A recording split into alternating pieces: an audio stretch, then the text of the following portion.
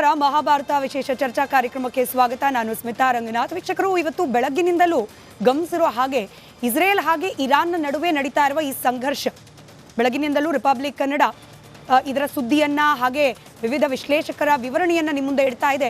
ಇವತ್ತಿನ ಮಹಾಭಾರತ ಕಾರ್ಯಕ್ರಮದಲ್ಲೂ ಕೂಡ ಇರಾನ್ ಹಾಗೆ ಇಸ್ರೇಲ್ನ ನಡುವಿನ ಸಂಘರ್ಷ ಹಾಗೆ ಭಾರತದ ಮೇಲಿನ ಇದರ ಪರಿಣಾಮದ ಬಗ್ಗೆ ಒಂದಷ್ಟು ವಿಶ್ಲೇಷಣೆಯನ್ನ ಹಾಗೆ ಚರ್ಚೆಯನ್ನ ಮಾಡೋ ಪ್ರಯತ್ನ. ಇನ್ಫ್ಯಾಕ್ಟ್ ಇರಾನ್ ಇಸ್ರೇಲ್ ಎರಡು ದೇಶಗಳ ನಡುವೆ ಪ್ರಾರಂಭವಾಗಿದ್ದ ಈ ಚಕಮಕಿ ಇದೀಗ 10ಕ್ಕೂ ಹೆಚ್ಚು ರಾಷ್ಟ್ರಗಳನ್ನ ಸಮರದ ಕಣದ ರೀತಿಯಲ್ಲಿ ಮಾರ್ಪಾಟು ಮಾಡಿಬಿಟ್ಟಿದೆ.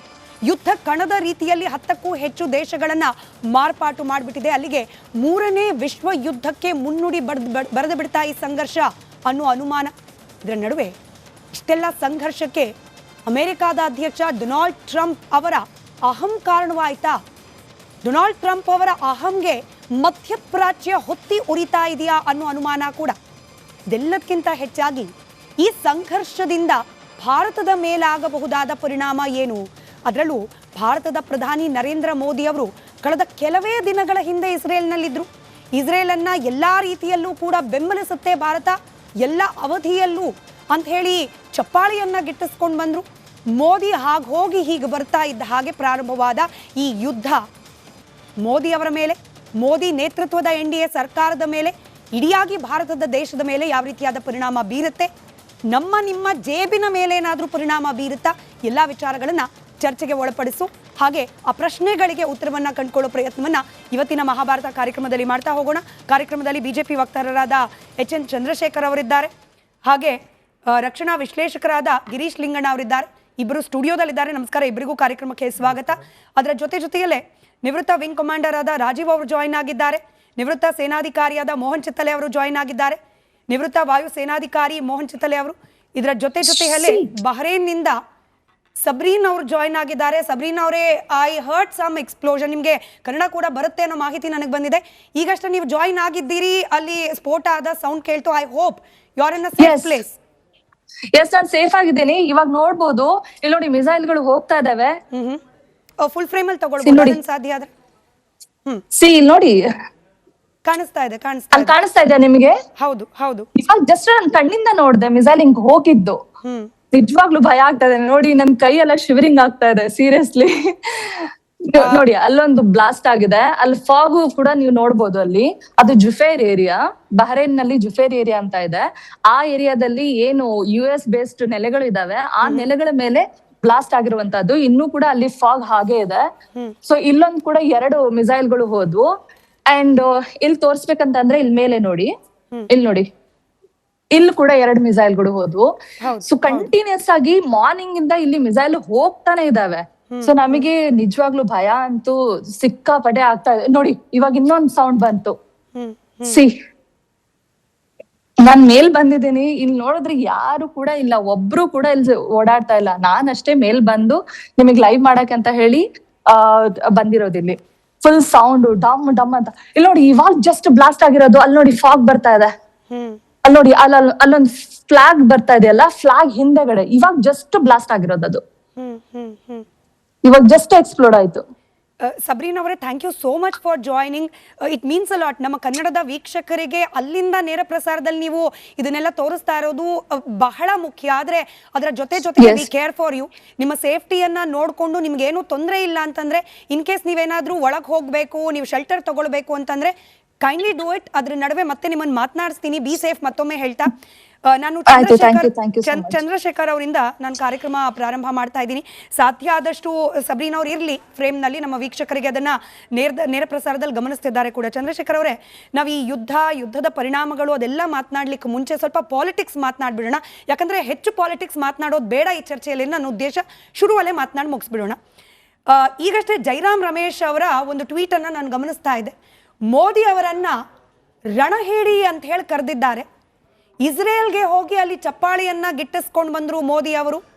ಇಂಗ್ಲಿಷ್ನಲ್ಲಿ ಓದ್ಬಿಡ್ತೀನಿ. This was fully expected given their military building up in the last few months. ಅಂದ್ರೆ ಕಳೆದ ಕೆಲ ದಿನಗಳಿಂದ ತಿಂಗಳುಗಳಿಂದ ಆಗ್ತಾ ಇದ್ದ ಬೆಳವಣಿಗೆಗಳನ್ನ ಗಮನಿಸಿದ್ರೆ ಹಿಂಗೊಂದು ಯುದ್ಧ ಇವಾಗ್ಲೂ ಆಗುತ್ತೆ ಅನ್ನೋದು ಗೊತ್ತಿದ್ರು ಕೂಡ ಮೋದಿ ಅಲ್ಲಿ ಹೋದ್ರು, ಚಪ್ಪಾಳೆ ಗಿಟ್ಟಿಸ್ಕೊಂಡು ಬಂದ್ರು, ಅವಾರ್ಡ್ ತಗೊಂಡ್ ಬಂದ್ರು, ತನಗೆ ಬೇಕಾದ ಶ್ಲಾಘನೆಯನ್ನ ಹಾಗೆ ಪಬ್ಲಿಸಿಟಿಯನ್ನ ಪಡ್ಕೊಂಡು ಬಂದ್ರು ಮೋದಿ. ಇದು utmost cowardice. ಹೇಡಿತನ ಅಂತ ಹೇಳಿ ಜೈರಾಮ್ ರಮೇಶ್ ಅವರು ಬರೆದಿದ್ದಾರೆ. ಈ ಇಂಗ್ಲೀಷಲ್ಲಿ ಒಂದು ಮಾತು ಹೇಳ್ತಾರೆ, ಫುಟ್ ಇನ್ ದ ಮೌತ್ ಅಂತ ಹೇಳಿ, ಬಾಯಲ್ಲಿ ಚಪ್ಪಲಿ ಇಟ್ಕೊಳ್ತಕ್ಕಂಥ ಮಾತುಗಳು ಅಂತ ಹೇಳಿ. ಭಾಷೆ ಬಗ್ಗೆ ಗಮನ ಇರ್ಲಿ. ಅಲ್ಲಲ್ಲ, ನಂದಲ್ಲ, ಇಂಗ್ಲೀಷ್ ಇದನ್ನ ವರ್ಡ್ಸ್ ಹೇಳಿದ್ದು. ಈ ಕಾಂಗ್ರೆಸ್ ಅವ್ರನ್ನ ಈ ಜಯರಾಮ್ ರಮೇಶ್ ಮಾತುಗಳನ್ನು ಕೇಳೋದು ಇದೇ ಹೇಳ್ತಿದೆ. ರಣಹೇಡಿ ಅಂತಕ್ಕಂಥ ಪದ ಯೂಸ್ ಮಾಡೋದು ಯಾಕೆ? ಇಸ್ರೇಲ್ ಜೊತೆ ಸಂಬಂಧ ಬೆಳೆಸಿದ್ದಕ್ಕೆ.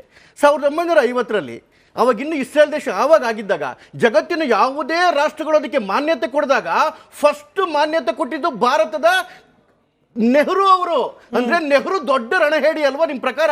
ಅದಾದ್ಮೇಲೆ 1967ರಲ್ಲಿ ಚೀನಾ ಭಾರತ ಯುದ್ಧ ಆಗ್ಬೇಕಾದ್ರೆ ಭಾರತ ಸೋಲ್ತಿರ್ತಕ್ಕಂಥ ಸಂದರ್ಭದಲ್ಲಿ ಇಸ್ರೇಲ್ನ ಪ್ರಧಾನಮಂತ್ರಿಗಳು ನಮಗೆ ಸಹಾಯ ಕೊಟ್ಟಾಗ ಇಸ್ರೇಲಿಂದ ಶಸ್ತ್ರಾಸ್ತ್ರಗಳನ್ನ ಪಡ್ಕೊಂಡ್ರಲ್ಲ ನೆಹರು ಅವರು ರಣಹೇಡಿ.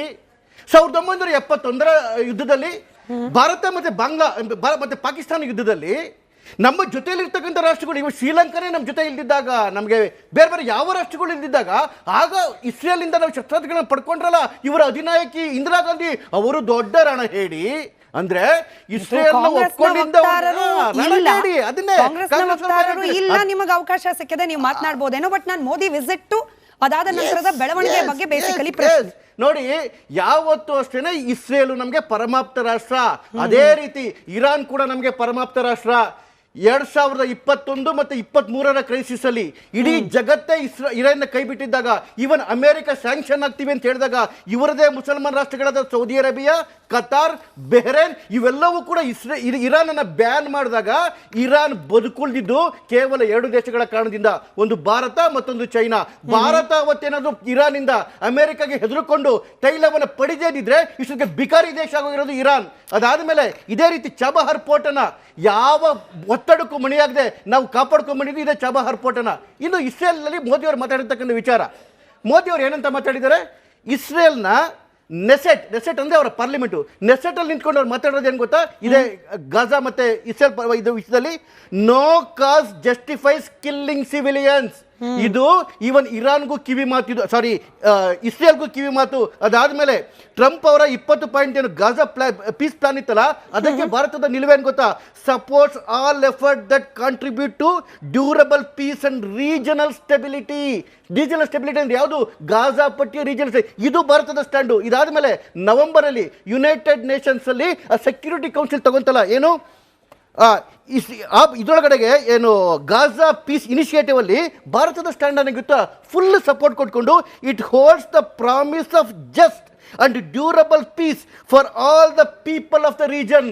ಇದು ರೀ ಭಾರತದ ವಿಶ್ವಗುರು ಅಂತೀವಲ್ಲ, ಇದು ಭಾರತದ ನಿಲುವು.